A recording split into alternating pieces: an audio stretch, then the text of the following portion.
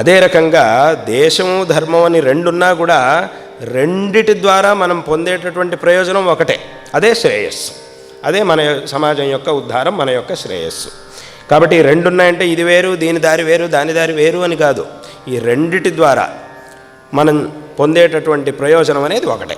కాబట్టి ఈ రెండు కూడా అందరికీ ఉండాలి. కాబట్టి చక్కగాను చదువుకోవాలి, ఈ ధర్మం మీద కూడా చక్కటి శ్రద్ధని పెంచుకోవాలి.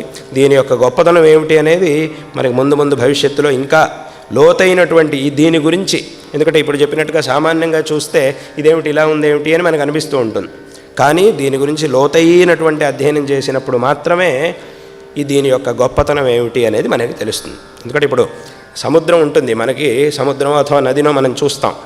పైనుంచి చూసినప్పుడు మనకు అనిపిస్తాం ఇది ఏముంది, పెద్ద పెద్ద పెద్ద విషయమే కదా, దాంట్లో పడి ఇదే ఇచ్చి నేను ఇదేస్తా హాయిగా అవతలకి వెళ్ళిపోతా అంటాం. కానీ అక్కడ దిగినప్పుడు మనకు తెలుస్తుంది. బాగా దిగి కింద వరకు వెళితే అప్పుడు మనకి తెలుస్తుంది. అథవా ఏదైనా ఒక కర్రనో దేన్నో దాంట్లో పాతినప్పుడు అమ్మో ఇదంతా సామాన్యమైన విషయం కాదు, నేను అనుకున్నట్టుగా కాదు, మనం ఎంత లోపలికి ఆ కర్రను దించినా కూడా అది లోపలికి వెళ్తూనే ఉంది. అప్పుడు మనకు తెలిసి వస్తుంది, ఓ ఇది చాలా లోతుగా ఉంది, నేను అనుకున్నట్టు కాదు, అంత సులభంగా కాదు, ఇది నేను అనుకున్నంత సులభమైనటువంటి విషయం కాదు అనేది మనకి తర్వాత తెలుస్తుంది. పైపైన చూసినప్పుడు మనకు అంత తెలియదు, ఎంత లోతుందనేది మనకి తెలియదు.